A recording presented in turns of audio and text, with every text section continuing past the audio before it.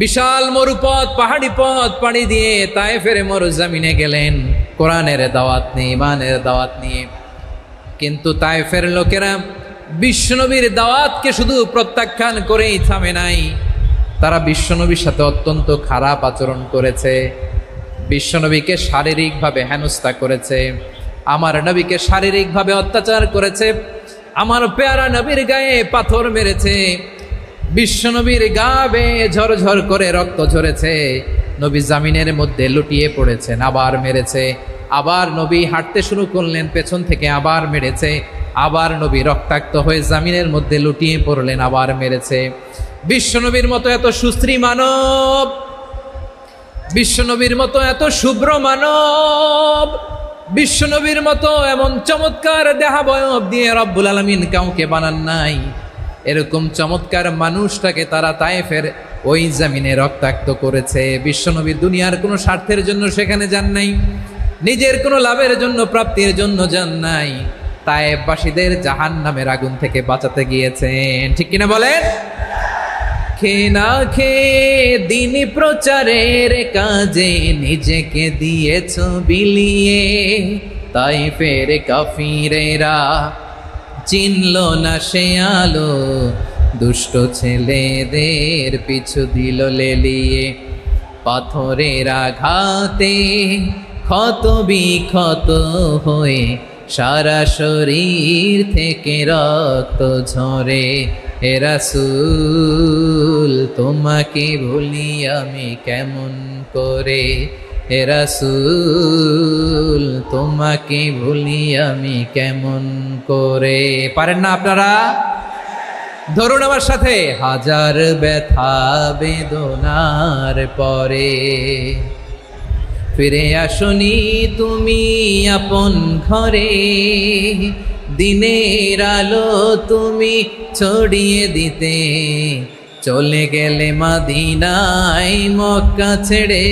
হে রাসূল তোমাকে ভুলি আমি কেমন করে, হে রাসূল তোমাকে ভুলি আমি কেমন করে।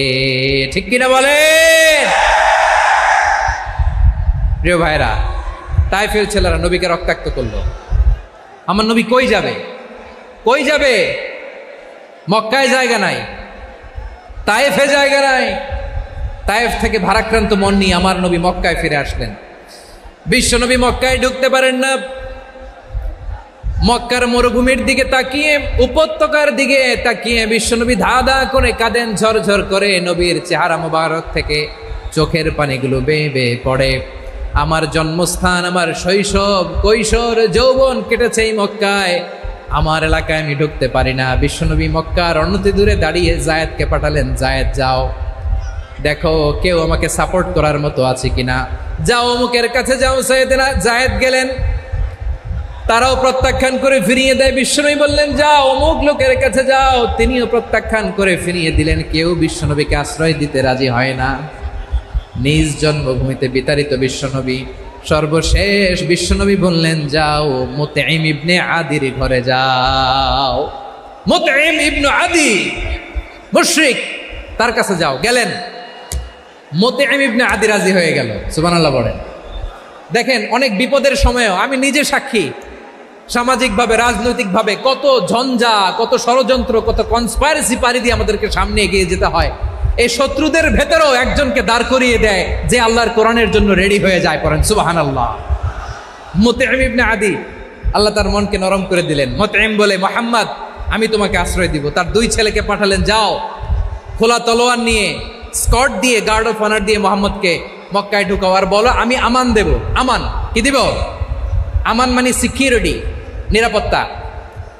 সিকিউরিটি ছাড়া, আমান দেওয়া ছাড়া কেউ থাকতে পারতো না মক্কায়। দুই ছেলে বিষ্ণু ইসা ইসলামকে নিয়ে আসলো। নবী কাবার চারদিকে তাওয়াফ করলেন, নামাজ পড়লেন। আবু জাহেল, উতবা, শাইবা, ওয়ালিদ ইবনে মুগীরা সবাই দেখে, কেউ কিছু করতে পারে না। কারণ মুতঈম ইবনে আদি ঘোষণা দিয়েছেন আমি মুহাম্মদকে আমান দিয়েছি, মুহাম্মদের গায়ে যেন কেউ স্পর্শ না করে। আওয়াজ করে পড়েন সুবহানাল্লাহ। নবীর এই বিপদকালে মুহূর্তে মুতঈমের হৃদয়টারে নরম করে দিল কে? আচ্ছা, লালমনিরহাটের ভাইয়েরা বলেন, এই মুতঈম কি মুসলিম ছিল না মুশরিক? সবাই বলতে হবে মুসলিম না মুশরিক। তাহলে মুশরিকের কাছ থেকে নবী পলিটিক্যাল অ্যাসাইলাম, আধুনিক রাষ্ট্রবিজ্ঞানের ভাষায় পলিটিক্যাল অ্যাসাইলাম, যেটাকে বলে রাজনৈতিক আশ্রয়, ওনার আমান বা নিরাপত্তার এই ঘোষণায় তিনি মক্কায় ঢুকলেন। যতদিন নিরাপত্তা ছিলেন।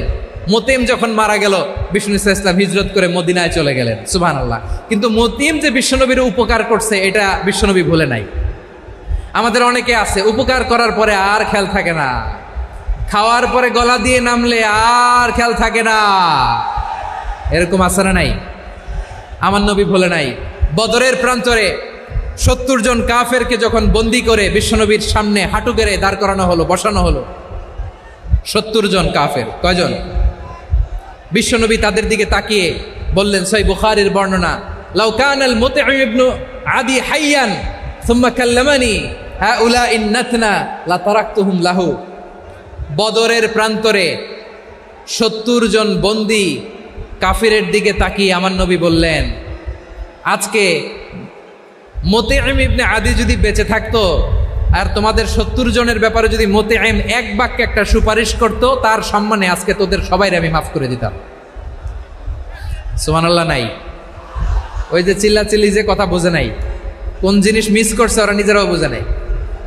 বিশ্বনবী মুতঈমের এই সাহায্যের কথা বলে নাই। 70 জন মুশরিক হাঁটু গেড়ে বসা, নবী চাইলে এখনই এক্সিকিউশন অর্ডার দিতে পারে। তিনি বললেন, আজকে যদি মুতঈম বেঁচে থাকতো আর মুতঈম যদি তোদের জন্য সুপারিশ করতে, এই আবর্জনাগুলোর ব্যাপারে সুপারিশ করতে, আমি মুহূর্তেই তোদেরকে এমনি মাফ করে দিতাম। ইসলাম আমাদেরকে শিখায়, সূরাতুল আনআমের 108 নম্বর আয়াত থেকে আমরা বুঝলাম, কোনো ধর্মকে ছোট করা যাবে না। অন্য ধর্মকে ছোট করা মানে ইসলামকে ছোট করা। অন্য ধর্মের দেবতাকে গালি দেওয়া মানে আল্লাহকে গালি খাওয়ানো। আওয়াজ করে বলেন ঠিক কি না? খবরদার, এটা করা যাবে না। আর অন্য ধর্মের দেবতাকে যদি আপনি গালি দেন, ওরা ইসলাম থেকে দূরে সরে যাবে। যাও ইসলামের প্রতি আকৃষ্ট হয়েছিল আর কোনোদিন ইসলামের ধারে কাছে আসবে না। আওয়াজ করে বলেন ঠিক কিনা? এজন্য কখনো কোনোদিন অন্য ধর্মের দেবতাদেরকে গালি দেওয়া যাবে না। অন্য ধর্মের কোনো দেবতাদেরকে আমরা গালি দিব না, গালি দিব না, বরং ইসলামের beauty, the beauty of Islam, ইসলামের সৌন্দর্যকে আমরা তুলে ধরব। আমরা যদি বিশ্বনবী সাল্লাল্লাহু আলাইহি ওয়াসাল্লামের জীবনের দিকে তাকাই, তাহলে আমি দেখব বিষ্ণু ইসলাম মক্কাতে কিংবা মদিনাতে অন্য ধর্মের লোকদের সাথে খুব পিসফুলি লাইফ লিড করেছেন। হোক মুশরিক, হোক খ্রিস্টান, হোক ইহুদি, বিশ্বনবী সবার সাথে মিলেমিশে ছিলেন। আলহামদুলিল্লাহ বলেন। ইসলাম হচ্ছে পিসফুল রিলিজিয়ান। অন্য ধর্মের প্রতি সহনশীলতার সবক ইসলাম আমাদেরকে দেয়।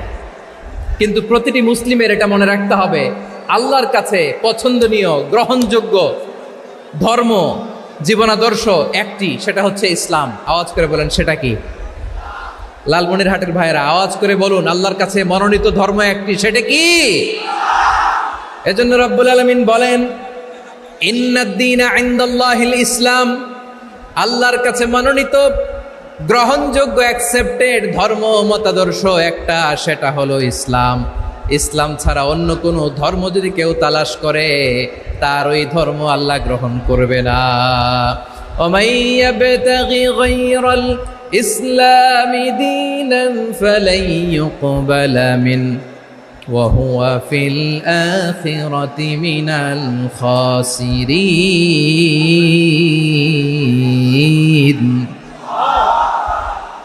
Whoever seek anything except Islam, that won't be accepted from him, and he will be loser in the day of judgment. কিয়ামতের দিন ইসলাম ছাড়া কেউ যদি অন্য কোনো ধর্ম তালাশ করেছে দুনিয়াতে, তার এই মতাদর্শ গ্রহণ করা হবে না। and he will be loser, সে হবে লুজার, ক্ষতিগ্রস্ত। হাই হাই কোম্পানির ম্যানেজার, ওর আমও শেষ, সালাও শেষ। আওয়াজ করে বলেন ঠিক কি না? এজন্য ইসলাম পেয়ে আমরা খুশি না বেজার? প্রত্যেক নামাজ শেষে আমরা আল্লাহরে বলি, আল্লাহ রাদিতু বিল্লাহি রাব্বা ওয়া বিল ইসলামি দীনা ওয়া বি মুহাম্মাদিন নাবিয়ান ওয়া রাসূলা। ও আল্লাহ, তোমারে রব হিসেবে পেয়ে আমরা খুশি। ও আল্লাহ, ইসলামকে ধর্ম হিসেবে পেয়ে আমরা খুশি। বিশ্বনবীকে আমাদের রাসূল পেয়ে আমরা খুশি। ঠিক কিনা বলেন? ইসলাম ছাড়া অন্য কোনো ধর্ম আমরা গ্রহণ করব না। ঠিক কিনা বলেন? আল্লাহর কাছে অ্যাকসেপ্টেড রিলিজিয়ান একটা, সেটা ইসলাম। তো বিশ্বনবী সাল্লাল্লাহু আলাইহি ওয়াসাল্লাম মক্কাতে কিংবা মদিনাতে খুব পিসফুলি এক্সিস্ট করেছেন, যে কোনো ধর্মের সাথে মিলেমিশে চলেছেন। তার প্রমাণ আমরা যদি রাসূল সাল্লাল্লাহু আলাইহি ওয়াসাল্লামের বায়োগ্রাফির দিকে তাকাই তাহলে দেখব তিনি মুশরিকদের সাথে পিস ট্রিটি করেছেন, শান্তি চুক্তি, পিস ট্রিটি, পিস এগ্রিমেন্ট। আপনারা হুদাইবিয়ার সন্ধির নাম শুনেছেন? আমার লালমনিরহাটের কলিজার টুকরা ভাইয়েরা, হুদাইবিয়ার সন্ধির নাম আপনারা শোনেন নাই? 6ষ্ঠ হিজরিতে বিষ্ণু ঈসা ইসলাম মুশরিকদের সাথে এই ট্রিটি করেছেন, চুক্তি। কাদের সাথে? মুশরিকদের সাথে। আমরা তো মুসলমান বসতে পারি না, আমরা দুই মুসলিম ভাই একসাথে বসে চা খেতে পারি না, গল্প করতে পারি না। বিষ্ণু ঈসা ইসলাম মুশরিকদের সাথে ট্রিটি করেছেন, হুদাইবিয়ার সন্ধি। এই সন্ধির আগে মক্কা থেকে কেউ মদিনায় যেতে পারে না, মদিনা থেকে কেউ মক্কায় যেতে পারে না, কিন্তু এই সন্ধির পরে ট্রাফিক স্বাভাবিক হয়ে গেল। মক্কার লোকেরা মদিনায় আসতে পারে, মদিনার লোকেরা মক্কায় আসতে পারে। এটাকে বলে সুলহে হুদাইবিয়া, the peace agreement of Hudaybiyyah, শান্তি চুক্তি। আমরা পৃথিবীতে এখন অনেক শান্তি চুক্তির নাম শুনি, এগুলো সব the piece treaty of Hudaibiya থেকে কপি করা। আল্লাহু আকবার। তাহলে বিশ্বনবী সাল্লাল্লাহু আলাইহি সাল্লাম তিনি যে শান্তিপূর্ণ সহাবস্থানে বিশ্বাসী ছিলেন, মুসলমানেরা যে অন্য ধর্মের প্রতি সহনশীল, তার প্রমাণ হচ্ছে এই পিস ট্রিটি। বিষ্ণু ঈসা ইসলাম মদিনায় যে কি করলেন?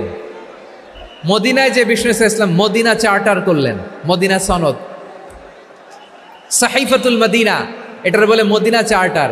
যে ওয়েস্টে, ইউরোপে, আমেরিকাতে তারা অনেক চার্টার করে, এই সব চার্টার মদিনা চার্টার থেকে কপি করা। আওয়াজ করে পড়েন সুবহানাল্লাহ। বিষ্ণু ঈসা ইসলাম মদিনায় গেলেন, মদিনাতে মুসলিম, মুশরিক, ইয়াহুদি, এই 3 ধর্মের লোক মিলে সব স্টেক হোল্ডার যারা আছে সবাইকে নিয়ে বিষ্ণু ঈসা ইসলাম মদিনা চার্টার করলেন, মদিনা সনদ। পড়েন সুবহানাল্লাহ। শুধু তাই নয়, মক্কাতে বিশ্বনবী পিস এগ্রিমেন্ট করলেন, শান্তি চুক্তি মুশরিকদের সাথে। মদিনাতে যে বিশ্বনবী মদিনা চার্টার করলেন, মদিনা সনদ করলেন ইহুদিদের সাথে। আবার মদিনাতে বিশ্বনবী ইহুদিদের সাথে পিস ডায়ালগ করলেন, ইন্টারফেথ ডায়ালগ করলেন, আন্তধর্মীয় সংলাপ করলেন। যেই সংলাপের মূল ভিত্তি ছিল তাওহীদ। মূল ভিত্তি ছিল কি? তাওহীদ। বিশ্বনবী ইহুদিদেরকে ডাকলেন, আহ্বান করলেন, কুল ইয়া আহলাল কিতাবি তাআলাউ ইলা কালিমাতিন সাওয়াইন বাইনানা ওয়া বাইনাকুম আল্লা না'বুদা ইল্লাল্লাহ ওয়া লা নুশরিকা বিহি শাইআন ওয়া লা ইয়াত্তাখিযা বা'দুনা বা'দান আরবাবাম মিন দুনিল্লাহ فإن تولوا فقولوا اشهدوا بأننا مسلمون। সুবহানাল্লাহ পড়েন। বিশ্বনবী মদিনার ইহুদিদের ডেকে বললেন, ও ইহুদিরা, শোনো শোনো, আসো এমন একটা আদর্শের প্রশ্নে আমরা একত্রিত হই, যে আদর্শের প্রচার তোমাদের নবীরাও করেছে, আমিও করি, যে আদর্শের কথা তোমাদের পবিত্র ধর্মগ্রন্থগুলোতে আছে, আমার কোরআনেও আছে। সেটা হলো তাওহীদ। আমরা এক আল্লাহ ছাড়া কারো ইবাদত করব না, আল্লাহর সাথে কাউরে শরীক করব না, আল্লাহ ছাড়া কাউরে রব মানব না। পড়েন সুবহানাল্লাহ। তাহলে আমার প্রিয় লালমনিরহাটের ভাইরা, মদিনাতে যে তিনি মদিনা চার্টার করলেন, মদিনা সনদ, পিস ডায়ালগ করলেন, শান্তির সংলাপ, ইন্টারফেথ ডায়ালগ করলেন, আন্তধর্মীয় সংলাপ, যার ভিত্তি ছিল তাওহীদ। সুবহানাল্লাহ পড়েন। তাহলে অন্য ধর্মের প্রতি সব সময় ইসলাম সহনশীল, টলারেন্স। যদি আপনি দেখতে চান ইসলামের নবী বিশ্ব নবীর দিকে তাকান, ঠিক কিনা বলেন?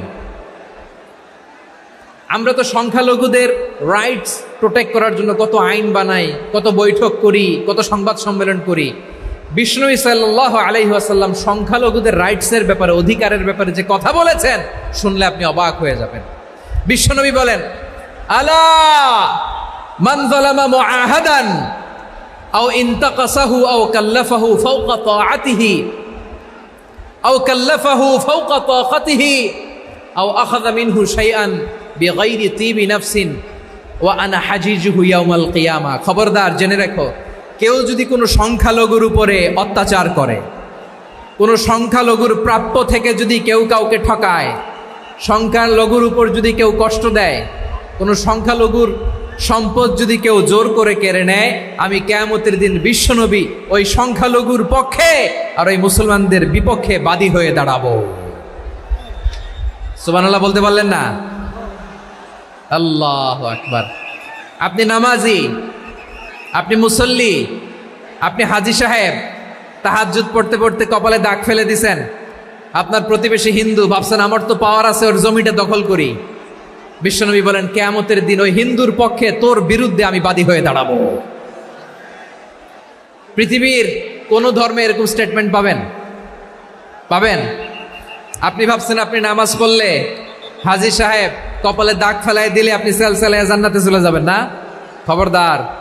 বিশ্বনবী বলেন কোন সংখ্যালঘুর উপর যদি কেউ আক্রমণ করে, তার প্রাপ্য তাকে না দিয়ে যদি তাকে ঠকায়, তার উপর জুলুম করে, তার সম্পদ যদি কেড়ে নেয়, আমি নবী, তুমি মুসলিম হইতে পারো, মুসল্লি হইতে পারো, তার পক্ষে তোমার বিপক্ষে আল্লাহর দরবারে বাদী হয়ে দাঁড়াবো। আচ্ছা লালমনিরহাটের ভাইরা, কথা বুঝতে পারলে আওয়াজ করে উত্তর দেন। বিশ্বনবী যদি কারো বিপক্ষে দাঁড়ায় কিয়ামতের দিন, আই রিপিট, আমি আবারও বলছি, বিশ্বনবী যদি কিয়ামতের দিন কারো বিপক্ষে দাঁড়ায়, ও তো সেলসেলায়া জান্নাতি, তাই না? জান্নাতি না? যে নবীর সুপারিশ ছাড়া জান্নাতের গেটও দেখা যাবে না, ওই নবী যদি বলে তোর বিপক্ষে আমি বাদী হয়ে দাঁড়াবো, ওই জান্নাতে আর ঢোকার কোনো সুযোগ আমাদের থাকবে? এখানেই শেষ না আমার প্রিয় লালমনিরহাটের ভাইয়েরা, এখানেই শেষ নয়। বিশ্বনবী বলেন মান কাতালা মুআহাদান, বুখারীর বর্ণনা, মান কাতালা মুআহাদান লাম ইয়ারাহ রাইহাতাল জান্নাহ। কেউ যদি, কোনো মুসলিম যদি অন্যায়ভাবে কোনো সংখ্যালঘুকে হত্যা করে, কোনো হিন্দুকে হত্যা করে, কোনো বৌদ্ধরে হত্যা করে, অন্যায়ভাবে কোনো মুসলিম যদি কোনো সংখ্যালঘুরে হত্যা করে, জান্নাতে যাওয়া তো দূরের কথা, ওই মুসলিম জান্নাতের ঘ্রাণও পাবে না। সেই বুখারীর বর্ণনা, মান কাতালা মুআহাদান লাম ইয়ারাহ রাইহাতাল জান্নাহ ওয়া ইন্না রিহাহা লা ইউজাদু মিন মাসিরাতি 40 আমা। যে জান্নাতের ঘ্রাণ 40 বছর দূরের রাস্তা থেকেই পাওয়া যায়। সুবহানাল্লাহ পড়েন। প্রিয় ভাইরা, এখান থেকে জান্নাতে পৌঁছতে লাগবে 40 বছর। এত দূর, কত বছর? সবাই বলেন কত বছর? এখান থেকে জান্নাতে পৌঁছতে লাগবে 40 বছর। এত দূরে থাকতেই জান্নাতের ঘ্রাণ আপনার নাকে এসে ধাক্কা মারবে। বিশ্বনবী বলেন যে ব্যক্তি কোনো সংখ্যালঘুকে হত্যা করে, জান্নাতের ঘ্রাণ তো পাবেই, জান্নাতে তো ঢুকতে পারবেই না, জান্নাতের ঘ্রাণও তার নাকে লাগবে না। পড়েন নাউযুবিল্লাহ।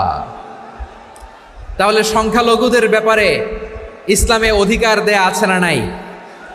লালমনিরহাটের ভাইয়ের আওয়াজ করে বলেন, আমার সংখ্যালঘু হিন্দু ভাইদের রাইটস, অধিকার আমাদের ইসলামে প্রোটেক্টেড আছে না নাই?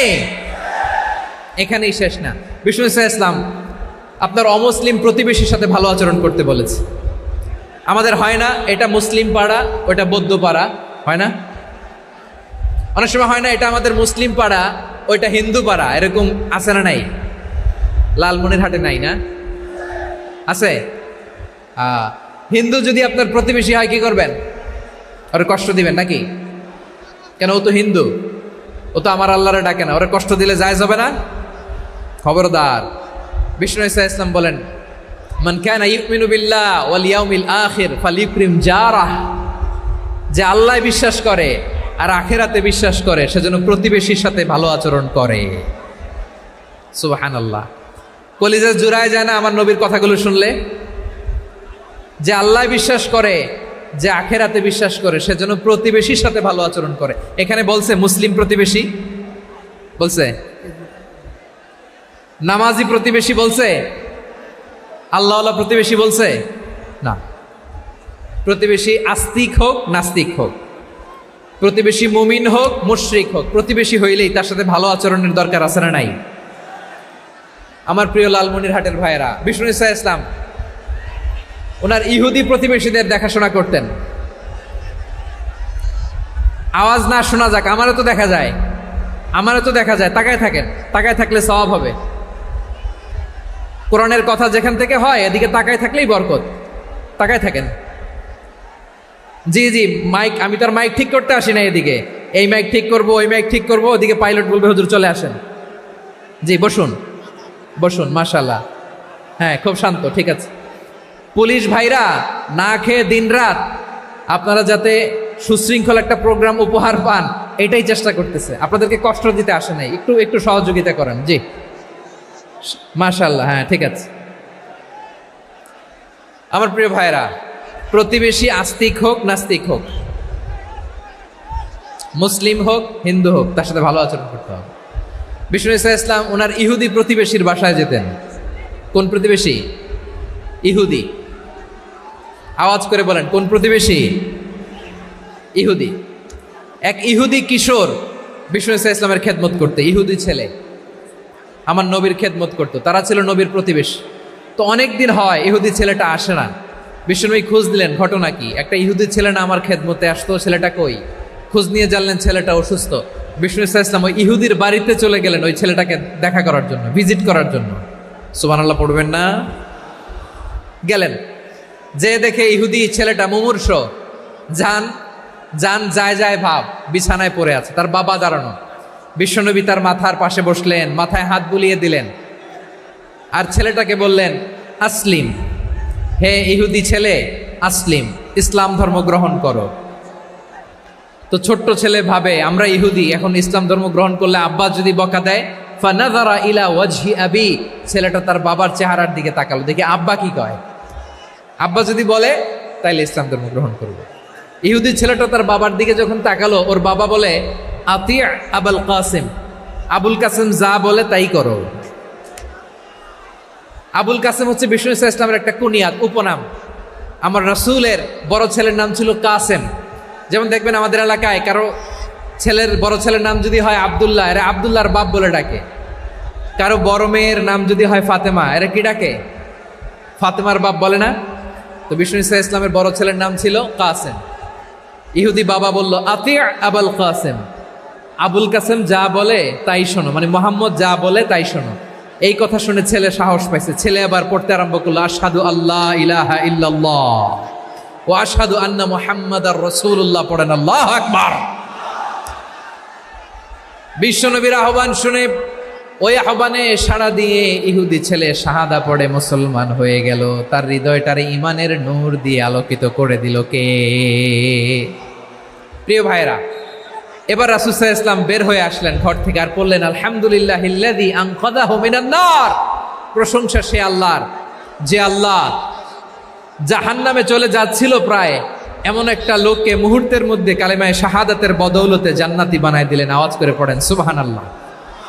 এই হাদিস থেকে আমরা কি শিখলাম? What is the moral of the story? এক নম্বর স্টোরি হলো, প্রতিবেশী ইহুদি হোক হিন্দু হোক, যাবেন, সুসম্পর্ক রাখবেন, উপহার দিবেন, বিপদে পাশে দাঁড়াবেন, তাইলেই তো আপনাদের প্রতি, মুসলমানদের প্রতি তারা আকৃষ্ট হবে, ঠিক কিনা বলেন? আপনি যদি হিন্দুদের সাথে বৌদ্ধদের সাথে নাই মিশেন, নাস্তিকের কাছে নাই যান, তো ইসলামের সৌন্দর্যটা ওরা বুঝবে কেমনে? আমার অনেক হিন্দু পরিচিত ভাই আছে, ওরা আমাদের ইফতারির প্রোগ্রামে এসে একসাথে ইফতারি করে। অনেক মদখোর আমার সাথে বসে একসাথে ডিনার করে, হাফ প্যান্ট পরা, গলায় স্বর্ণের চেইন, হাতে স্বর্ণের ব্রেসলেট, আইসা আমার সাথে ডিনার করছে, আছে এরকম। গাঁজাখোর, আমি বলি আসো, welcome welcome to my dinner, আসো বসো, বসলেই তো আমি ওর ডিএনএ, চিন্তার ডিএনএ চেঞ্জ করে দেওয়ার সুযোগ পাবো, চিল্লায় বলো ঠিক কি না? আসতে হবে আমার কাছে। Hour door is open, the door of Islam is open 24/7।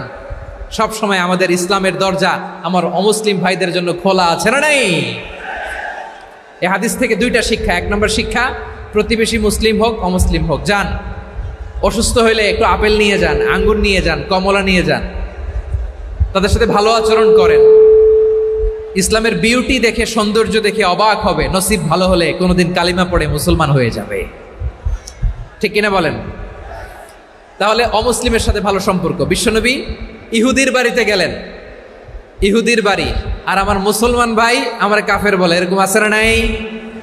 হ্যাঁ, মুসলিম মুসলিমরা দেখতে পারে না, সহ্য করতে পারে। বিষ্ণু ইসলাম ইহুদির বাড়িতে গেলেন, এটা একটা শিক্ষা। আরেকটা শিক্ষা হলো, ভাইয়েরা ধাক্কা মারে এসে সামনে এসে কি লাভ? প্রোগ্রাম তো শেষ হচ্ছে, এখনই শেষ হচ্ছে, তো এই যে আমাদের বকশি ভাই ওয়াদা নিল, হাত তোলালো, মিম বলে এত কথা বলল, তো আমি জেলায় জেলায় যে খালি হাত নাড়াই তোমাদের জন্য নাকি? হ্যাঁ, হাত নাড়াই শুধু, এই ধাক্কাইতে ধাক্কাইতে এদিকে এসে হাত নাড়াইতেছে। হয়েছে তো, দেখলাম তো, ঠিক আছে, মাশাআল্লাহ, অনেক সুশৃঙ্খল, অন্যান্য যে কোনো জেলার চেয়ে অনেক সুশৃঙ্খল। আমার দিকে তাকাও, আমার দিকে তাকাও, ঠিক আছে। এই যে দাঁড়িয়ে আছে, একটা ছেলে নড়ে না, দেখছেন? মাশাআল্লাহ, মাশাআল্লাহ, মাশাআল্লাহ। হ্যাঁ, এইভাবেই। আর কয়েকটা মজাদার কথা আছে, শোনো। এই হাদিস থেকে আমাদের শিক্ষা হলো, আমার প্রতিবেশী যেই ধর্মের হোক আমি সম্পর্ক রাখবো। অসুস্থ হলে যাব, কি বলেন ভাইরা? যাবেন না? যাবেন না আপনারা? আচ্ছা, 2 নম্বর শিক্ষা হলো, বিষ্ণু ঈসা ইসলামের খাদেম ছিল ইহুদি, এতদিন খেদমত করলো, একদিনও বিশ্বনবী ওরা কালিমার দাওয়াত দেয় নাই। কারণ কি? বিশ্বনবী একটা ভালো সময়ের অপেক্ষা করতেছিলেন, প্রপার টাইমিং। দায়ীর কাজ হচ্ছে দাঈ ইলাল্লাহ, সে হচ্ছে সুযোগ সন্ধানী। দায়ী সুযোগ খোঁজে, কখন দাওয়া দিলে ব্যাটে বলে হবে, ঝোপ বুঝে কোপ মারে, ঠিক কিনা বলেন? বিষ্ণু ঈসা ইসলাম ভালো সময়ের অপেক্ষা করতেছিলেন, দেখি ভালো সময় আসুক আসুক আসুক আসুক। আস্তে আস্তে এমন সময় আসছে, ছেলে এবার মুমূর্ষ। অসুস্থ ব্যক্তির হৃদয় অত্যন্ত নরম থাকে, হসপিটালে যখন কেউ যায় তার হৃদয়টা বড্ড নরম থাকে, মৃত্যুর ভয়ে তার অন্তরটা নরম থাকে, ঠিক কিনা বলেন? এই প্রপার টাইমিং এর অপেক্ষা করতেছিলেন। যখনই টাইমিং পেয়েছেন, দাওয়াত দিলেন, পড়ো লা ইলাহা ইল্লাল্লাহ, সুবহানাল্লাহ পড়েন সবাই। তাহলে ইসলাম অমুসলিম প্রতিবেশীর সাথে ভালো আচরণ করতে বলে। ইসলাম অমুসলিম মাতা পিতার সাথেও ভালো আচরণ করতে বলে। মাতা পিতা যদি অমুসলিম হয়, তারা ফেলে দিতে পারবেন? পারবেন? আমার লালমনিরহাটের ভাইয়েরা, অনেক হিন্দু ছেলে আমাদের হাতে শাহাদা পড়ে মুসলিম হয়, কিন্তু ওর মা মুসলমান হয় নাই, বাবাও হয় নাই, এরকম আছে না নাই? তো ও হয়েছে মুসলিম, মা বাপ হিন্দু, এখন মা বাপ কি বাদ? হ্যাঁ, মা বাপ বাদ দেয়া যাবে? যেই মা আপনার 9 মাস 8 মাস পেটে ধারণ করলো, আপনার মায়ের নার ছেঁড়া ধন, আপনি ওই মারে বাদ দিতে পারবেন? যেই মায়ের বুকের তাজা দুধ খেয়ে আপনি আজকে বাড়ন্ত তাজা তরতাজা, ওই মারে বাদ দেয়া যাবে? মায়ের এক ধারে দুধের দাম, কাটিয়া গায়ের চাম, পাপুষ বানাইলেও ঋণের শোধ হবে না, এমন দরদি ভাবে কেউ হবে না আমার মাহাগো। মায়ের এক ধারে দুধের দাম, কাটিয়া গায়ের চাম, পাপুষ বানাইলেও ঋণের শোধ হবে না, এমন দরদি ভাবে কেউ হবে না আমার মাহাগো, ঠিক কিনা? মাকে তো বাদ দেয়া যায় না। وَقَضَى رَبُّكَ أَلَّا تَعْبُدُوا إِلَّا إِيَّاهُ وَبِالْوَالِدَيْنِ إِحْسَانًا। আল্লাহ বলে, অবধারিত 2টা ভার্ডিক্ট তোমাদের জন্য, এক আল্লাহর ইবাদত করবা আর মা বাবার প্রতি ইহসান করবা। আদেশটা কার? মা বাবার প্রতি ইহসান করতে হবে। আমার মা হিন্দু হোক, ভালো আচরণ করতে হবে, বৌদ্ধ হোক, ভালো আচরণ করতে হবে। আমার যে সমস্ত হিন্দু ভাইয়েরা মুসলিম হয়েছ, তোমাদের মা বাবা এখনো মুসলমান হয় নাই, তাদের সাথে ভালো আচরণ করতে হবে। আপনাদের খেদমত নিজে করতে হবে, অথবা খেদমতের ব্যবস্থা করাই দিতে হবে। মান্থলি যে খরচ লাগে এটা দিতে হবে। আরে তুমি এখন মুসলিম, তোমার মা বাবা হিন্দু, এখনই তো সুযোগ ইসলামের সৌন্দর্য দেখানো। এখন মা বাবা যদি দেখে, আরে এটা হিন্দু থাকতে তো বদমাইশ ছিল, বেয়াদব ছিল, কি এমন ধর্ম সে গ্রহণ করলো যেটা গ্রহণের সাথে সাথে সে পাল্টে গেল? কি এমন ধর্ম সে গ্রহণ করেছে যেটা তার জীবনকে আলোকিত করে দিয়েছে? নসিব ভালো হইলে তারাও কালিমা পড়ে মুসলমান হয়ে যাবে। বিষ্ণু ঈসা ইসলামের স্ত্রীর নাম ছিল আয়েশা রাদিয়াল্লাহু তাআলা আনহা, আবু বকর রাদিয়াল্লাহু তাআলা আনহুর মেয়ে। আবু বকর রাদিয়াল্লাহু তাআলা আনহুর আরেক মেয়ের নাম হচ্ছে আসমা। কি নাম? দুজনই আবু বকর রাদিয়াল্লাহু তাআলা আনহুর মেয়ে, আসমা আর আয়েশা। নাম দুইটা কেমন লাগে? আসমা নামটা কেমন লাগে?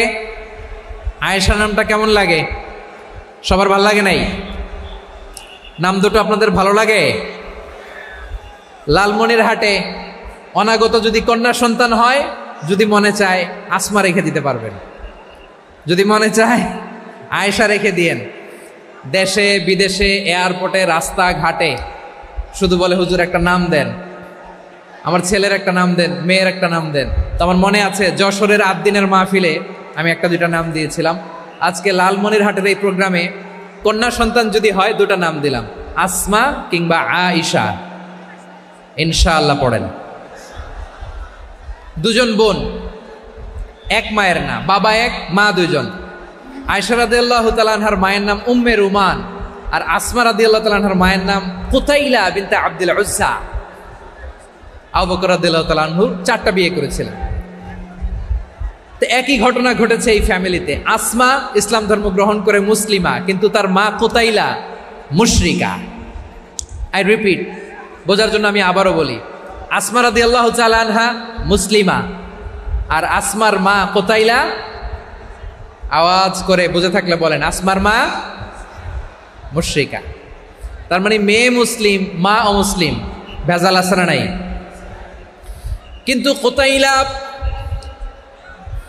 আর ধৈর্য ধারণ করতে পারে না। নার ছেঁড়া ধন, কলিজার টুকরা ধন, কলিজার টুকরা সন্তান আসমারে দেখতে বড্ড মন চায়। সাইয়েদানা আসমা রাদিয়াল্লাহু তাআলা আনহা মক্কা থেকে হিজরত করে মদিনায় চলে গেলেন হুদাইবিয়ার পর। যখন মক্কা মদিনার ট্রাফিক স্বাভাবিক হলো, মক্কার লোক মদিনায় যায়, মদিনার লোক মক্কায় আসে।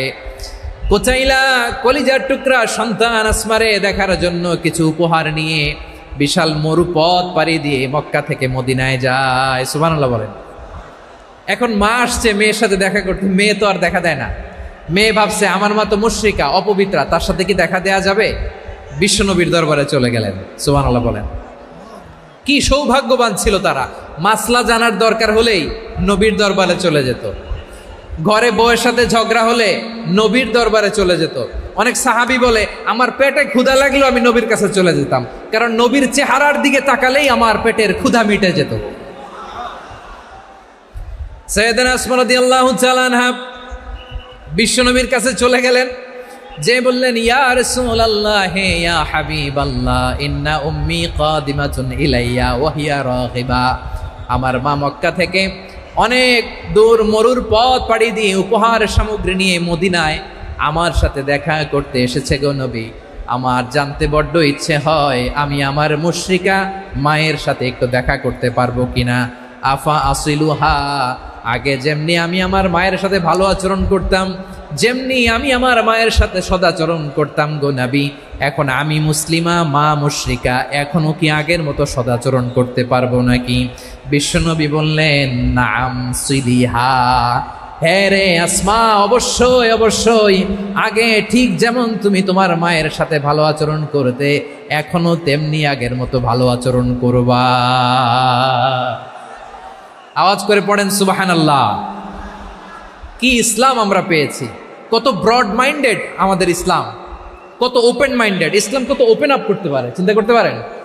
বিষ্ণু বললেন হ্যাঁ অবশ্যই, নাম সুলিহা, আগে যেমনি ভালো আচরণ করছো আসমা এখন ওইরকমই করো, পারলে আরো বাড়ায় করো। সুবহানাল্লাহ বলেন। তাহলে আমার যে হিন্দু ভাইয়েরা হিন্দু বোনেরা ইমানের বদৌলতে দৌলতে আপনি ধন্য হয়েছেন, আপনার আম্মা আব্বা এখনো মুসলমান হয় নাই, তাদের জন্য দোয়া করেন, তাদের জন্য দোয়া করেন, আল্লাহ যেন তাদেরকেও ইমানের দৌলত দান করে। আমরা সবাই পড়ি আমিন, আরো জোরে পড়েন আমিন। এখন বলেন ইসলাম কি ন্যারো মাইন্ডেড রিলিজিয়ান না ব্রড মাইন্ডেড? লালমনিরহাটের যুবক ভাইরা আওয়াজ করো, ইসলাম কি ন্যারো মাইন্ডেড না ব্রড মাইন্ডেড? কতটা ব্রড মাইন্ডেড দেখেন। বিশ্বনবী সাল্লাল্লাহু আলাইহি সাল্লাম অমুসলিমরা যদি নবীকে উপহার দিত ওই উপহারও বিশ্বনবী গ্রহণ করতেন। সুবহানাল্লাহ পড়েন। আপনার অমুসলিম বন্ধু যদি উপহার দেয় সেটাও আপনি নিতে পারবেন, যেটা নেওয়া জায়েজ। কিন্তু আপনার বন্ধু যদি আপনার মদের বোতল দেয় নিতে পারবেন? হ্যাঁ, মদের বোতল দিলে পারবেন না। আপনার বন্ধু যদি আপনার পর্ক দেয়, পর্ক শুকরের গোশত মিশ্রিত কোনো খাবার, ওটা নিতে পারবেন না। হালাল যে কোনো জিনিস নিতে পারবেন। বিশ্বনবী সাল্লাল্লাহু আলাইহি ওয়াসাল্লাম অমুসলিমদের দেয়া হাদিয়া গ্রহণ করতেন। কেমন নবী ছিলেন, আমার নবীরে চিনে নেন, আমার নবীর অ্যাটিটিউড জেনে নেন। বিশ্বনবী সাল্লাল্লাহু আলাইহি ওয়াসাল্লাম যখন কোনো জনপদে যেতেন 3টা অপশন নিয়ে যেতেন। প্রিয় ভাইয়ের আওয়াজ করে বলতে হবে, কোনো জনপদে গেলে আমার নবীর অপশন থাকতো কয়টা? আমার মতো 3 আঙ্গুল উঁচু করে দেখান আর বলুন, আমার নবী কোনো জনপদে গেলে কয়টা অপশন নিয়ে যেতেন? 1 নম্বর অপশন আসলিম তাসলাম। নতুন এলাকায় গেলে বলতেন আসলিম তাসলাম, ইসলাম ধর্ম গ্রহণ করো, শান্তিতে থাকবা, আমার ভাই হয়ে যাবো, আমরা ভাই ভাই। ইসলাম মানো, আমরা ভাই ভাই। অপশন নাম্বার কত? 1। যদি বলে না ইসলাম মানবো না, ওকে, অপশন নাম্বার 2, মুসলিম হওয়ার দরকার নাই, লা ইকরাহা ফিদ্দিন, ইসলামে কোনো বাড়াবাড়ি নাই। খ্রিস্টান আছো থাকো, বৌদ্ধ আছো থাকো, ইহুদি থাকতে চাও থাকো, কিন্তু আমরা যেহেতু রিজিওনাল সুপার পাওয়ার, আমাদের আন্ডারে থাকো, ট্যাক্স দিয়া থাকো, এটার বলে জিজিয়া। আলেম যারা আছেন বুঝবেন, এটার আরবিতে কি বলে? জিজিয়া। You pay us the tax, we will give you the security. তোমরা ট্যাক্স দিবা, আমরা সিকিউরিটি দিব। ইসলাম, ইসলাম মানো, শান্তিতে থাকবা, ভাই ভাই, আমরা ভাই ভাই। অপশন নাম্বার 2, ট্যাক্স দাও, আমরা নিরাপত্তা দিব, মুসলিম হওয়া লাগবে না। এখন 1 নাম্বারও মানে না, 2 নাম্বারও মানে না, মুসলিম হবো না, ভালো, খ্রিস্টান থাকো, ট্যাক্স দাও, আমরা সিকিউরিটি দিব না, এইটাও মানি না। বিষ্ণু বলেন, তাহলে তলোয়ার আমাদের আর তোমাদের মাঝে ফয়সালা করবে। মুসলিমও হবো না, ট্যাক্স দিবা, নিরাপত্তা দিব, আমরা সুপার পাওয়ার, আমাদের আন্ডারে থাকবে, এটাও না। তাহলে তোমাদেরকে তো আমরা বিশ্বাস করতে পারি না, কখন না কখন বিশ্বাসঘাতকতা করো, কার সাথে মিলে হাত মিলাও, তলোয়ার আমাদের মাঝে ফয়সালা করবে। তখন তিনি জেহাদের সশস্ত্র সংগ্রামের ঘোষণা দিতেন। সুবহানাল্লাহ পড়েন। দেখেন, পশ্চিমারা জেহাদকে এইভাবে চিত্রায়িত করে না। ওরা জেহাদ বলতে বুঝায় তলোয়ার, হাত কাটো, গলা কাটো, না, জেহাদ সশস্ত্র সংগ্রাম 3 নম্বরে। অধিকাংশ ক্ষেত্রেই বিশ্বনবীর সুন্দর আচরণ দেখে, আরে আমার নবীর যে নুরানি চেহারা, অনেকে তো কেবল সিরেফ চেহারাটা দেখেই কালিমা পড়ে মুসলমান হয়ে গিয়েছে। যারা মুসলিম হয় নাই, তারা তাদের ইসলামেই বলবৎ ছিল, ট্যাক্স দিয়ে ইসলামের আন্ডারে ছিল। যারা এটাও মানে নাই, ওইটাও মানে নাই, তাদের বিরুদ্ধে জেহাদ। বিষ্ণু ইসলাম 7ম হিজরিতে যখন খায়বার বিজয়ের পরে ইসলাম রিজিওনাল সুপার পাওয়ার হিসেবে আত্মপ্রকাশ করলো, বিশ্বনবী চিঠি লিখলেন অন্যান্য সুপার পাওয়ারের কাছে, রাষ্ট্রীয় চিঠি লেখে এক রাষ্ট্রপ্রধান আরেক রাষ্ট্রপ্রধানের কাছে। ঠিক কিনা বলেন? জানেন না আপনারা? এই যে 24-এর ছাত্র নাগরিক অভ্যুত্থানে, এই অভ্যুত্থান যখন শুরু হয়, আমি তখন সাউথ আফ্রিকাতে একটা স্ট্যাটাস দিয়েছিলাম, কোটা নয়, গোটা দেশ সংস্কার করা লাগবে। শুধু বাংলাদেশ নয়, সারা বিশ্বের বাংলা ভাষাভাষী লোকেরা এই আন্দোলনের সাথে সমর্থন তারা করেছে, এটাকে সাপোর্ট করেছে, তারা সমর্থন দিয়েছে। আমাদের ইউনাইটেড আরব আমিরাতের বাংলাদেশি ভাইয়েরা, তারা সেখানে রাস্তায় নেমে এসেছিল, জানেন? ওইখানে ডেমনস্ট্রেশন করা যায় না, সেখানকার সরকার তাদেরকে যাবজ্জীবন দিয়েছিল। তখন আমাদের এই যে প্রধান উপদেষ্টা ডক্টর মোহাম্মদ ইউনূস সরাসরি G2G বলে, এটারে G2G, government to government, G2G, উনি চিঠি লিখলেন যে তাদেরকে, ইউর হাইনেস, হে সম্মানিত আমির, আপনি আমার এই চিঠির কারণে আমার সম্মানে এই 53 জন বাংলাদেশিকে মাফ করে দেন। এই চিঠির বদৌলতে বেকসুর খালাস পেয়ে গিয়েছিল আমাদের ভাইরা। জানেন না এই ঘটনা আপনারা? তাহলে গভর্নমেন্ট টু গভর্নমেন্ট চিঠি দেওয়া হয়। 7ম হিজরিতে বিষ্ণু ইসলাম সব সুপার পাওয়ারের কাছে চিঠি দিলেন, রোমান সম্রাটের কাছে, পারস্য অধিপতির কাছে, মিশরের অধিপতির কাছে, সবার কাছে চিঠি লিখলেন। চিঠির ভাষা ছিল এরকম, মিন মুহাম্মাদিন রাসূলিল্লাহ ইলা মুকাওকিস আযীমিল কিবত, মুহাম্মদ রাসূলুল্লাহর পক্ষ থেকে মিশরের বাদশার কাছে, আসলিম তাসলাম, ইসলাম মানো, শান্তিতে থাকবা, সালামুন আলা মান ইত্তাবা আল হুদা, শান্তি তার জন্য যে হেদায়েতের অনুসরণ করে। সুবহানাল্লাহ পড়েন। তো এই চিঠি অনেকে ভালোভাবে রিসিভ করেছে, অনেকে এই চিঠি পাওয়ার পরে নবীর কাছে আবার ইন রিটার্ন উপহার পাঠিয়েছে। কি পাঠিয়েছে? উপহার। মিশরের বাদশাহ মুকাওকিস, তিনি বিশ্বনবীকে বিশাল এক উপহারের ডালি পাঠিয়েছেন। মিশরের বাদশাহ মুকাওকিস ছিলেন ধর্মে খ্রিস্টান। লালমনিরহাটের ভাইয়েরা আওয়াজ করে বলেন, মিশরের বাদশাহ ধর্মে কি ছিল? খ্রিস্টান। কি উপহার দিয়েছিল আমার নবীকে? শুনতে মনে চায়? আওয়াজ নাই লালমনিরহাটের গলায়, শুনতে মনে চায়? 1000 স্বর্ণ মুদ্রা, 1000 স্বর্ণ মুদ্রা, 2টা খ্রিস্টান দাসী, একজনের নাম মারিয়া বিনতে শামউন আল কিবতিয়া, আরেকজনের নাম সিরিন বিনতে শামউন আল কিবতিয়া। একজন খ্রিস্টান দাস 20 থান কাপড় জামা বানানোর জন্য, আমরা নবী যেন সেলাই করে জামা বানাতে পারে এজন্য 20 থান কাপড়, 20 থান ফাইন গার্মেন্ট, সুবহানাল্লাহ পড়বেন না? এরপরে একটা গাধা যেটার নাম ছিল ওফাইর, আর একটা খচ্চর, এটার নাম ছিল দুলদুল। খচ্চর চিনেন? গাধা আর ঘোড়ার ক্রসিং এ যে প্রাণীটা দুনিয়াতে আসে ওটার খচ্চর বলে। তো এই যে সুপার পাওয়ার, খ্রিস্টান বাদশার কাছে নবী চিঠি লিখলেন, ওই খ্রিস্টান বাদশা আমার নবীকে উপহার দিল, বিশ্বনবী এই উপহারগুলো সানন্দে গ্রহণ করেছে। সুবহানাল্লাহ পড়বেন না? তাহলে অমুসলিম কেউ যদি আপনাকে উপহার দেয়, হালাল উপহার হলে আপনি গ্রহণ করতে পারবেন।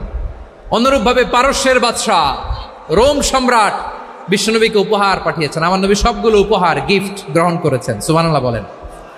তাহলে প্রিয় লালমনিরহাট, আওয়াজ করে বলুন, ইসলাম কি ন্যারো মাইন্ডেড রিলিজিয়ন না ব্রড মাইন্ডেড? আম্মাজান আয়েশার কাছে মাসালা জানতে চায় মেয়েরা, হে আম্মাজান, অগ্নি উপাসকেরা তাদের ঈদের দিন নওরোজের সময় আমাদেরকে পাখি দেয়, নেওয়া যাবে? উনি বললেন, ওরা জবাই করে দিলে নেওয়া যাবে না, কিন্তু ওরা যদি ফলমূল এরকম খাবার দেয় এগুলো নেওয়া যাবে। তার মানে অমুসলিমদের দেয়া উপহার এটা গ্রহণ করা যায়। সুবহানাল্লাহ বলেন।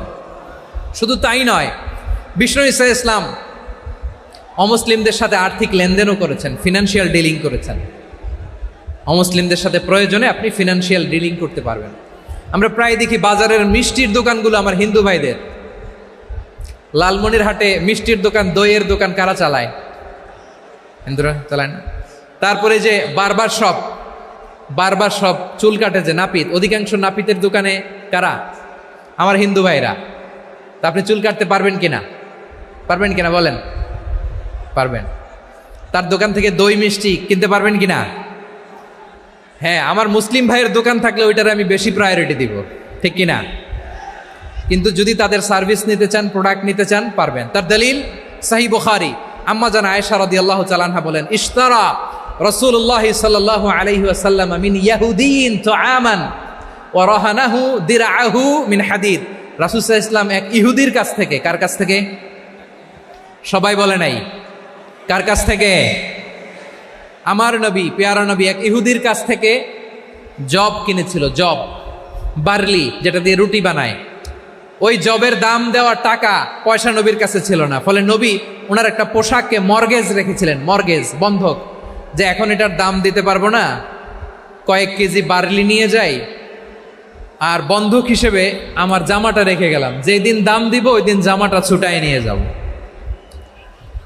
সুবহানাল্লাহ পড়বেন না? বাকিতে নিছিলেন, বাকিতে। দিরআহু মিন হাদিদ, লোহার তৈরি বর্ম, মানে যুদ্ধের পোশাক, লোহা দিয়ে বানানো। বিষ্ণুনবী বললেন, কয়েক কেজি জব দাও, টাকাটা পরে দিব, এখন টাকা নাই, বন্ধক হিসেবে, মর্গেজ হিসেবে আমার জামা রেখে গেলাম, যখন টাকা দিব জামা ছুটায় নিব। আওয়াজ করে বলতে হবে সুবহানাল্লাহ। এ থেকে বোঝা গেল অমুসলিমদের সাথে ফিনান্সিয়াল ডিলিং করা যায়, অর্থনৈতিক লেনদেন করা যায়, কেনাবেচা করা যায়, প্রোডাক্ট কেনা যায়। এমনকি আমাদের মসজিদে নববীতে বারান্দায় আপনারা একটা অটোমেটিক ফ্লাইং আমব্রেলা দেখছেন? সূর্য যখন বাড়ে মসজিদে নববীর বারান্দায় ইয়ার্ডের মধ্যে অটোমেটিক্যালি কিছু আমব্রেলা আছে, সাঁ করে খুলে যায়, আর সূর্যের তাপ লাগে না। আবার সন্ধ্যাবেলায় এই আমব্রেলাগুলো ওরা ক্লোজ করে ফেলে, দেখেন নাই না? দেখছেন? এই মসজিদে নববীকে সর্বোচ্চ উন্নত মানের কনস্ট্রাকশন ইনফ্রাস্ট্রাকচারে ডেভেলপ করার জন্য কর্তৃপক্ষ কিছু অমুসলিম ইঞ্জিনিয়ারের, ডিজাইনারের সহায়তা নিয়েছিল। সুবহানাল্লাহ বলেন। কোন দলিলের ভিত্তিতে? এই দলিলের ভিত্তিতে যে বিষ্ণু ঈসা ইসলাম অমুসলিমদের সাথেও লেনদেন করেছেন। আওয়াজ করে বলতে হবে আল্লাহু আকবার। শুধু তাই নয়, ইন কেস অফ ইমার্জেন্সি, প্রয়োজনে ইসলামের খাতিরে, ইসলামকে সামনের দিকে এগিয়ে নিয়ে যাওয়ার জন্য অমুসলিমদের সাপোর্ট নেওয়া জায়েজ আছে। সুবহানাল্লাহ বলেন। অমুসলিমদের সাপোর্ট নেয়া, তাদের থেকে অর্থ নেয়া, পলিটিক্যাল সাপোর্ট, পলিটিক্যাল অ্যাসাইলাম নেওয়া জায়েজ আছে। আমাদের অনেক বিশ্ববরেণ্য দায়ীরা আমেরিকায় অস্থায়ীভাবে অ্যাসাইলাম নিয়ে থাকে, নিজের দেশে গেলে ফাঁসিতে ঝুলাই দিবে। যুগ যুগ ধরে দায়ীদের উপরে এরকম অত্যাচার আর নির্যাতন আছে না নাই? মিশরের অনেক দায়রা পাশ্চাত্যে যেয়ে থাকে, এই যে তারা পলিটিক্যাল অ্যাসাইলাম নিয়ে থাকে, রাজনৈতিক আশ্রয়, এটা জায়েজ আছে না? এটা যে জায়েজ আছে তার প্রমাণ স্বয়ং বিশ্বনবী সাল্লাল্লাহু আলাইহি ওয়াসাল্লাম পলিটিক্যাল সাপোর্ট নিয়েছিলেন অমুসলিমদের কাছ থেকে। সুবহানাল্লাহ বলেন। খুব মজাদার একটা ঘটনা, শুনবেন? আপনাদের আগ্রহ দেখে তো মনে হয় না শোনার ইচ্ছা আছে। আছে আছে, গলায় জোর আছে? লিল্লাহি তাকবীর, লিল্লাহি তাকবীর, নারে তাকবীর। মাশাআল্লাহ। আমার ভাইরা, বিশ্বনবীর বয়স তখন প্রায় 51 বছর। কত বছর? বিশ্বনবীর সবচেয়ে কাছের মানুষ খাদিজা রাদিয়াল্লাহু তাআলা আনহা ইন্তেকাল করেছেন। বিশ্বনবী বড্ড কষ্ট পেলেন, হৃদয়টা ভেঙে খান খান। যিনি ঘরের ভেতরে বিশ্বনবীকে সান্ত্বনা দিতেন, ভালোবাসা দিতেন, বাইরে গেলে কুরাইশরা বকাঝকা করে, অত্যাচার করে, কিন্তু আম্মাজান খাদিজা রাদিয়াল্লাহু তাআলা আনহা ঘরটারে এমন শান্তির নীড় বানায় রেখেছেন, এই ঘরের ভিতরে ঢুকলে বিশ্বনবীর কলিজাটা ঠান্ডা হয়ে যেত। এজন্য রব্বুল আলামিন বলেন, খাদিজা, ও আমার বান্দি খাদিজা, জান্নাতে এমন স্পেশাল একটা ঘর আমি তোমার জন্য রেডি করে রেখেছি। ওই ঘরের মধ্যে কোনো আওয়াজ নাই, ওই ঘরের মধ্যে কোনো নয়েজ নাই, ওই ঘরে কোনো বিশৃঙ্খলা নাই। কারণ মক্কার জমিনে আমার নবী কুরাইশদের বিশৃঙ্খলা, নয়েজ আর ঝামেলাগুলোকে উপেক্ষা করে যখন তোমার ঘরের ভিতরে ঢুকতো, ঘরটারে তুমি শান্তির নীড়, ঠান্ডা, নীরব, নিস্তব্ধ, নিঝুম আর শান্তির নীড় বানিয়ে রেখেছ। এজন্য জান্নাতে স্পেশাল একটা শান্তির নীড় আমি তোমারে উপহার দেব। ওই প্রিয়তমা স্ত্রী খাদিজা ইন্তেকাল করলেন, বিশ্বনবীর হৃদয় ভেঙে খান খান। আবার ওনার চাচা আবু তালেব ইন্তেকাল করলেন, যিনি পলিটিক্যাল শেল্টার দিতেন নবীকে। কে দিতেন? আবু তালেবের ভয়ে, বিশ্বনবীর এই চাচার ভয়ে কোনো মুশরিক নবীর গায়ে হাত দেওয়ার সাহস পায় নাই। এখন স্ত্রীও নাই, চাচাও নাই, নবীকে আশ্রয় দেওয়ার কেউ নাই, নবীর চারদিকে অন্ধকার। নবী এখন কই যাবেন? আমার পেয়ারা নবী নতুন স্টেশন খুঁজতেছেন, নতুন দাওয়াতি প্ল্যাটফর্ম খুঁজতেছেন। তিনি যায়েদ বিন হারেসা রাদিয়াল্লাহু তাআলা আনহুকে নিয়ে মক্কার পাশের একটা নেইবরিং সিটি তায়েফে চলে গেলেন। কোথায় চলে গেলেন? লালমনিরহাটের ভাইয়ের আওয়াজ করে বলেন, কোথায় গেলেন? তায়েফে চলে গেলেন দিনের দাওয়াত দেওয়ার জন্য। কি দেওয়ার জন্য? নাকি জমি কিনতে গেছিলেন? জমি কিনতে, দুনিয়ার যশ খ্যাতির জন্য, নিজের কোনো লাভের জন্য? তায়েফবাসীদেরকে জাহান্নামের আগুন থেকে বাঁচানোর জন্য। আওয়াজ করে বলতে হবে, ঠিক কিনা? বিশ্বনবী বিশাল মরুপথ, পাহাড়ি পথ পাড়ি দিয়ে তায়েফের মরুজমিনে গেলেন কোরআনের দাওয়াত নিয়ে, ইমানের দাওয়াত নিয়ে। কিন্তু তায়েফের লোকেরা বিশ্বনবীর দাওয়াতকে শুধু প্রত্যাখ্যান করেই থামে নাই, তারা বিশ্বনবীর সাথে অত্যন্ত খারাপ আচরণ করেছে, বিশ্বনবীকে শারীরিকভাবে হেনস্থা করেছে, আমার নবীকে শারীরিকভাবে অত্যাচার করেছে, আমার পেয়ারা নবীর গায়ে পাথর মেরেছে, বিশ্বনবীর গা বেয়ে ঝরঝর করে রক্ত ঝরেছে, নবী জামিনের মধ্যে লুটিয়ে পড়েছেন, আবার মেরেছে, আবার নবী হাঁটতে শুরু করলেন, পেছন থেকে আবার মেরেছে, আবার নবী রক্তাক্ত হয়ে জামিনের মধ্যে লুটিয়ে পড়লেন, আবার মেরেছে। বিশ্বনবীর মতো এত সুস্ত্রী মানব, বিশ্বনবীর মতো এত শুভ্র মানব, বিশ্বনবীর মতো এমন চমৎকার দেহাবয়ব দিয়ে রব্বুল আলামিন কাউকে বানান নাই। এরকম চমৎকার মানুষটাকে তারা তায়েফের ওই জমিনে রক্তাক্ত করেছে। বিশ্বনবী দুনিয়ার কোনো স্বার্থের জন্য সেখানে যান নাই, নিজের কোনো লাভের জন্য, প্রাপ্তির জন্য যান নাই, তায়েফবাসীদের জাহান্নামের আগুন থেকে বাঁচাতে গিয়েছেন। ঠিক কিনা বলেন? খেয়ে না খেয়ে দিন প্রচারের কাজে নিজেকে দিয়েছ বিলিয়ে, তায়েফের কাফিরেরা চিনল না সে আলো, দুষ্ট ছেলেদের পিছু দিল লেলিয়ে, পাথরের আঘাতে ক্ষত বিক্ষত হয়ে সারা শরীর থেকে রক্ত ঝরে। হে রাসূল তোমাকে ভুলি আমি কেমন করে, হে রাসূল তোমাকে ভুলি আমি কেমন করে। পারেন না আপনারা? ধরুন আমার সাথে, হাজার ব্যথা বেদনার পরে ফিরে আসনি তুমি আপন ঘরে, দিনের আলো তুমি ছড়িয়ে দিতে চলে গেলে মদিনায় মক্কা ছেড়ে।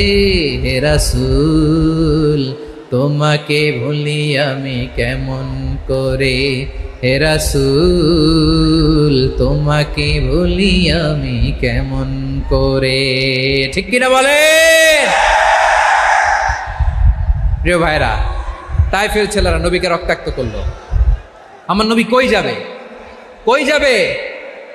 মক্কায় জায়গা নাই, তায়েফে জায়গা নাই। তায়েফ থেকে ভারাক্রান্ত মন নিয়ে আমার নবী মক্কায় ফিরে আসলেন। বিশ্ব নবী মক্কায় ঢুকতে পারেন না।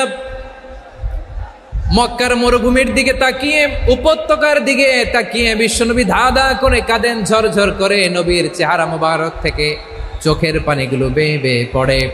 আমার জন্মস্থান, আমার শৈশব, কৈশোর, যৌবন কেটেছে এই মক্কায়।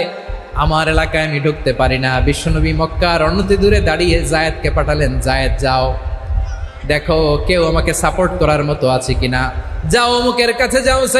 জায়েদ গেলেন, তারাও প্রত্যাখ্যান করে ফিরিয়ে দেয়। বিশ্বনবী বললেন যাও অমুক লোকের কাছে যাও, তিনিও প্রত্যাখ্যান করে ফিরিয়ে দিলেন। কেউ বিশ্বনবীকে আশ্রয় দিতে রাজি হয় না। নিজ জন্মভূমিতে বিতাড়িত বিশ্বনবী, সর্বশেষ বিশ্বনবী বললেন যাও মুতঈম ইবনে আদির ঘরে যাও। মুতঈম ইবনে আদি মুশরিক, তার কাছে যাও। গেলেন, মুতঈম ইবনে আদি রাজি হয়ে গেল। সুবহানাল্লাহ বলেন। দেখেন, অনেক বিপদের সময়ও আমি নিজে সাক্ষী, সামাজিকভাবে রাজনৈতিকভাবে কত ঝঞ্ঝা, কত ষড়যন্ত্র, কত কনস্পাইরেসি পাড়ি দিয়ে আমাদেরকে সামনে এগিয়ে যেতে হয়। এই শত্রুদের ভেতরেও একজনকে দাঁড় করিয়ে দেয় যে আল্লাহর কোরআনের জন্য রেডি হয়ে যায়। পড়েন সুবহানাল্লাহ। মুতঈম ইবনে আদি, আল্লাহ তার মনকে নরম করে দিলেন। মুতঈম বলে, মুহাম্মদ আমি তোমাকে আশ্রয় দিব। তার দুই ছেলেকে পাঠালেন, যাও খোলা তলোয়ার নিয়ে, স্কট দিয়ে, গার্ড অফ অনার দিয়ে মোহাম্মদকে মক্কায় ঢুকাও, আর বলো আমি আমান দেব। আমান কি দিব? আমান মানে সিকিউরিটি, নিরাপত্তা। সিকিউরিটি ছাড়া, আমান দেওয়া ছাড়া কেউ থাকতে পারতো না মক্কায়। দুই ছেলে বিষ্ণু ইসা ইসলামকে নিয়ে আসলো। নবী কাবার চারদিকে তাওয়াফ করলেন, নামাজ পড়লেন। আবু জাহেল, উতবা, শাইবা, ওয়ালিদ ইবনে মুগীরা সবাই দেখে, কেউ কিছু করতে পারে না। কারণ মুতঈম ইবনে আদি ঘোষণা দিয়েছেন আমি মুহাম্মদকে আমান দিয়েছি, মুহাম্মদের গায়ে যেন কেউ স্পর্শ না করে। আওয়াজ করে পড়েন সুবহানাল্লাহ। নবীর এই বিপদকালে মুহূর্তে মুতঈমের হৃদয়টারে নরম করে দিল কে? আচ্ছা, লালমনিরহাটের ভাইয়েরা বলেন, এই মুতঈম কি মুসলিম ছিল না মুশরিক? সবাই বলতে হবে মুসলিম না মুশরিক? তাহলে মুশরিকের কাছ থেকে নবী পলিটিক্যাল অ্যাসাইলাম, আধুনিক রাষ্ট্রবিজ্ঞানের ভাষায় পলিটিক্যাল অ্যাসাইলাম, যেটাকে বলে রাজনৈতিক আশ্রয়, ওনার আমান বা নিরাপত্তার এই ঘোষণায় তিনি মক্কায় ঢুকলেন। যতদিন নিরাপত্তা ছিল ছিলেন। মুতঈম যখন মারা গেল, বিষ্ণু ইসলাম হিজরত করে মদিনায় চলে গেলেন। সুবহানাল্লাহ। কিন্তু মুতঈম যে বিশ্বনবীর উপকার করছে এটা বিশ্বনবী ভুলে নাই। আমাদের অনেকে আছে উপকার করার পরে আর খেয়াল থাকে না, খাওয়ার পরে গলা দিয়ে নামলে আর খেয়াল থাকে না। এরকম আছে না নাই? আমার নবী ভুলে নাই। বদরের প্রান্তরে 70 জন কাফেরকে যখন বন্দি করে বিশ্বনবীর সামনে হাঁটু গেড়ে দাঁড় করানো হলো, বসানো হলো, 70 জন কাফের। কয়জন? বিশ্বনবী তাদের দিকে তাকিয়ে বললেন, সহিহ বুখারীর বর্ণনা, লাউ কানাল মুতঈম ইবনে আদি হাইয়ান সুম্মা কাল্লামানি হাউলাই নাতনা লা তারাকতুহুম লাহু। বদরের প্রান্তরে 70 জন বন্দী কাফিরের দিকে তাকিয়ে আমার নবী বললেন, আজকে মুতঈম ইবনে আদি যদি বেঁচে থাকতো আর তোমাদের 70 জনের ব্যাপারে যদি মুতঈম এক বাক্যে একটা সুপারিশ করত, তার সম্মানে আজকে তোদের সবাইকে আমি মাফ করে দিতাম। সুবহানাল্লাহ নাই? ওই যে চিল্লাচিল্লি যে কথা বোঝে নাই, কোন জিনিস মিস করছে ওরা নিজেরাও বোঝে নাই। বিশ্বনবী মুতঈমের এই সাহায্যের কথা বলে নাই। 70 জন মুশরিক হাঁটু গেড়ে বসা, নবী চাইলে এখনই এক্সিকিউশন অর্ডার দিতে পারে।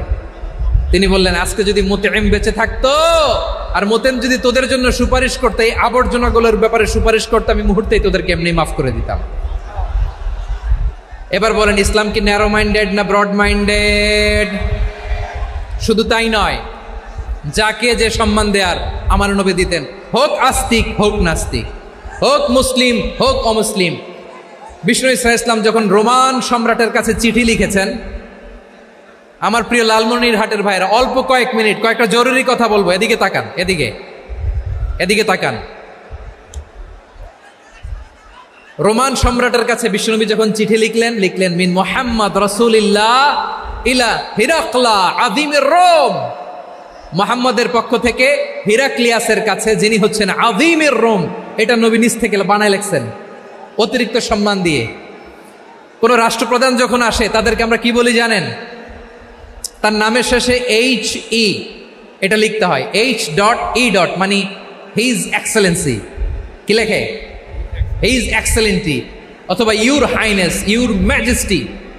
দেখেন, বিশ্বনবী সাল্লাল্লাহু আলাইহি ওয়াসাল্লাম সব নবীদেরও নবী, তিনি একজন মুশরিক খ্রিস্টান সম্রাট রোমান সম্রাটের কাছে চিঠি লিখতে যেয়ে লিখতেছে, ইলা হিরাকলা আযীমির রোম, হিরাক্লিয়াসের কাছে আমার চিঠি, যিনি রোমের আযীম, হিজ হাইনেস, মানে রোমের অনেক সম্মানিত এক বাহাদুর। আওয়াজ করে বলেন সুবহানাল্লাহ। তার মানে যাকে যে সম্মান দেয়ার এটা বিশ্বনবী দিতেন। এমনকি যেই ইহুদিরা ভালো ছিল, এই ইহুদিদেরও প্রশংসা করেছেন বিশ্বনবী মুহাম্মদুর রাসূলুল্লাহ সাল্লাল্লাহু আলাইহি ওয়াসাল্লাম। এক ইহুদির প্রশংসা করেছেন বিশ্বনবী। ইহুদির কার? আমি তো আমার ভাইয়ের প্রশংসা করি না, আমি তো এক আলেম আরেক আলেমরে স্পেস দেই না, আমি তো এক দায়ী আরেক দায়ীর সাথে বসতে চাই না। আমার নবী ইহুদির প্রশংসা করে। কার প্রশংসা? ওই ইহুদির নাম ছিল মুখাইরিক। সিরাত গ্রন্থ ঘাটলে পাবেন। তিনি বলেছেন, মুখাইরিক খাইরু ইয়াহুদ, Mukhayriq is the best of the Jews. জুইশদের মধ্যে সে সবচেয়ে ভালো। কেন প্রশংসা করলেন তার? এর কারণ মদিনা চার্টারে কথা ছিল সব ধর্মের মুসলিম, মুশরিক, ইহুদিরা মিলে মদিনাকে রক্ষা করবে। কিন্তু তৃতীয় হিজরিতে যখন উহুদের যুদ্ধ শুরু হলো, সবার কথা ছিল যেই আক্রমণ করে আমরা মদিনাকে বাঁচাবো। কোন শহরকে বাঁচাবো? মদিনাকে। কিন্তু কুরাইশরা যখন অ্যাটাক করলো, ইহুদিরা আর আসে না, ইহুদিরা আর বেরোয় না। বিষ্ণু বললেন, ওহে ইহুদিরা, তোমরা না চুক্তি করলে আমার সাথে যে মদিনা বাঁচাতে সবাই ঝাঁপিয়ে পড়বো, আসো। একটা ইহুদিও বেরোয় না, কেউ আসে নাই সেদিন, একজন ছাড়া। তার নাম মুখাইরেক। তার নাম কি? মুখাইরেক বাহাদুরের মতো ঘোড়সাওয়ার হয়ে বেরিয়ে গেলেন এবং বললেন, গোটা ইহুদি সাম্রাজ্যের একজনও যদি না আসে, আমি মুখাইরেককে কেউ ঘরে আটকে রাখতে পারবে না। বেরিয়ে আসলেন, এসে বললেন, আমি মুহাম্মদের পক্ষে যুদ্ধ করব। আমি মারা গেলে আমার সম্পদ আমার উত্তরাধিকারীরা পাবে না, আমার সম্পদ তোমরা মুহাম্মদকে দিয়ে দিবা। সুবহানাল্লাহ বলেন।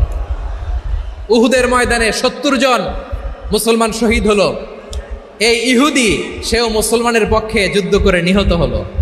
সুবহানাল্লাহ বলেন। মুসলিমদের লাশ যখন নিয়ে আসা হলো, এই মুখাইরিকের লাশও নিয়ে আসা হলো। মুসলিমদের লাশের পাশে মুখাইরিকের লাশ দেখে বিশ্বনবী মুখাইরিকের প্রতি অনেক খুশি হলেন।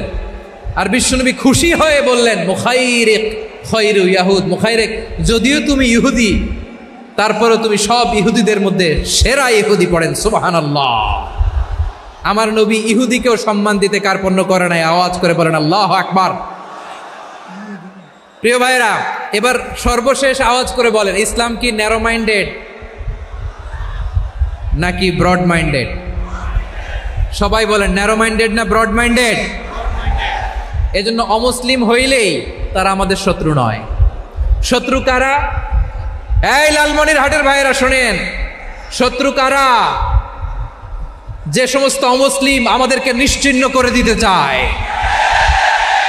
যে সমস্ত অমুসলিম আমাদের ভূখণ্ড থেকে আমাদেরকে তাড়িয়ে দিতে চায়, যে সমস্ত অমুসলিম আমার ধর্ম নিয়ে তুচ্ছতাচ্ছিল্য করে চিল্লায় বলেন ঠিক কিনা, তারা আমাদের শত্রু। সাধারণ অমুসলিমরা আমার শত্রু নয়। এই যে হিন্দুরা থাকে, এরা আমার ভাই, বৌদ্ধরা আমার ভাই, খ্রিস্টানরা আমার ভাই, ইহুদিরা আমার ভাই। তারা দিনই ভাই নয়, তারা মায়ের পেটের ভাই নয়, তারা মানবিক দিক থেকে ভাই। ও মানুষ, আমিও মানুষ। ইসলাম মানুষকে সম্মান করে, চিল্লায় বলো ঠিক কিনা। যারা আমাদের অস্তিত্বকে নিশ্চিহ্ন করতে চায়, যারা আমাদের ভূখণ্ডকে দখল করতে চায়, যারা আমাদেরকে নিয়ে মকারি করে, ফান করে, টিটকারি করে, আমার ধর্ম নিয়ে খেলা করে, তাচ্ছিল্য করে, ওদের বিরুদ্ধে আমাদের জিহাদ। সাধারণ মুসলিম আমাদের শত্রু নয়। আপনি জানেন নিউ ইয়র্কে, আমি তো নিউ ইয়র্কে ছিলাম অনেকদিন, ওখানে ফিলিস্তিনিদের পক্ষে যখন আমরা মিছিল করেছি অনেক ইহুদি আমাদের সাথে মিছিলে দাঁড়িয়েছে, কারণ ওরাও জানে এই ভূখণ্ড ফিলিস্তিনিদের ভূখণ্ড। আওয়াজ করে বলো লালমনিরহাট ঠিক কিনা। ইসরায়েলের রাজধানী খোদ তেল আবিবে অনেক ইহুদিরা বেঞ্জামিন নেতানিয়াহু তার বিরুদ্ধে মিছিল করেছে। তো তারা কি আমাদের শত্রু? না। অনেক খ্রিস্টান আমাদের সাথে আমাদের স্বার্থ রক্ষায় আমাদের পাশে দাঁড়িয়েছে। খেয়াল রাখবেন, হিন্দু আর হিন্দুত্ববাদ এক নয়, ইহুদি ধর্ম আর জায়নিজম এক নয়। জায়নিজমের বিরুদ্ধে আমাদের সংগ্রাম, আমাদের জেহাদ, চিল্লায় বলেন ঠিক কিনা। এই যে ফিলিস্তিনের ভাইয়েরা, তারা তাদের স্বাধীনতা সংগ্রামের জন্য লড়াই করছে, করে যাচ্ছে, আমরা এটাকে সমর্থন জানাই, চিল্লায় বলো ঠিক কিনা। কাশ্মীরের ভাইয়েরা স্বাধীনতার জন্য সংগ্রাম করছে, আমরা সেই সংগ্রামকে সমর্থন জানাই, আওয়াজ করে বলো ঠিক কিনা।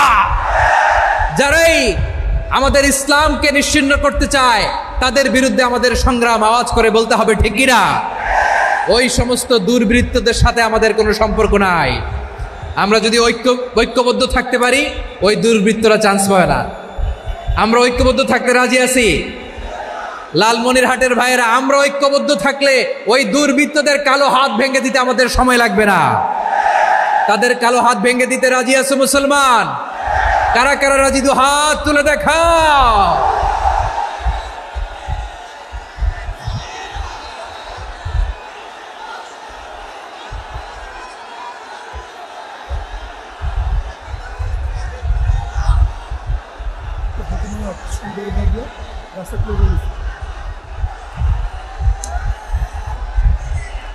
আমার প্রাণ প্রিয় লালমনিরহাটের ভাইয়েরা, শত্রু কাফের আর অশত্রু কাফেরের মধ্যে পার্থক্য আছে না নাই? আবু তালেবও মুশরিক, আবু জাহেলও মুশরিক, কিন্তু দুই মুশরিকে পার্থক্য আছে না নাই? আবু তালেব নবীর চাচা, মুশরিক, মারা গিয়েছে মুশরিক অবস্থায়, কিন্তু আজীবন আমার নবীকে আগলে রেখেছে, আমার নবীকে সাপোর্ট করেছে, ভালোবেসেছে। আবু জাহেলও মুশরিক, মারা গিয়েছেও মুশরিক হিসেবে, আজীবন আমার নবীর বিরুদ্ধাচারণ করেছে। আবু জাহেলের শক্তি, সামর্থ্য, স্ট্র্যাটেজি, প্ল্যান সব আমার নবীর বিরুদ্ধে ছিল। এই আবু জাহেলের কারণে একটা দিন শান্তিতে আমার নবী মক্কায় ঘুমাতে পারে নাই, চিল্লায় বলেন ঠিক কিনা। এজন্য রব্বুল আলামিন বলেন, লা ইয়ানহাকুমুল্লাহু আনিল্লাযীনা লাম ইউকাতিলুকুম ফিদ-দীন ওয়া লাম ইখরিজুকুম মিন দিয়ারিকুম আন তাবাররুহুম ওয়া তুকসিতু ইলাইহিম ইন্নাল্লাহা ইউহিব্বুল মুকসিতিন। আল্লাহ বলে, গোলামেরা শোনো শোনো, যে সমস্ত অমুসলিম তোমাদের সাথে ধর্মযুদ্ধে লিপ্ত হয় না, তোমাদের বিরুদ্ধে যে সমস্ত অমুসলিম অস্ত্র ধরে না, যে সমস্ত অমুসলিম তোমাদেরকে তোমাদের জন্মস্থান থেকে, ভূখণ্ড থেকে তাড়িয়ে দেয় না, তাদের সাথে ভালো আচরণ করতে আমি আল্লাহ নিষেধ করি নাই। তাদের সাথে সদাচরণে কোনো নিষেধাজ্ঞা নাই, বরং তাদের সাথে সদাচরণ করো, এটাই আমি আল্লাহ চাই। তাহলে আমার যে অমুসলিমরা আমাদের সাথে শত্রুতা করে না, তুচ্ছতাচ্ছিল্য করে না, আমাদের ভূমি থেকে আমাদেরকে উচ্ছেদ করতে চায় না, আমাদের বিরুদ্ধে অস্ত্র ধরে না, ওই অমুসলিম ভাইদের সাথে আমাদের কোনো দ্বন্দ্ব আছে? কোনো বিরোধ আছে? বরং আছে ভালোবাসা। বরং আছে কি? এই ভালোবাসা দিয়ে আমরা বিশ্ব জয় করব। রাজি আছো মুসলমান? আমাদের পুঁজি ভালোবাসা। আমাদের পুঁজি কি?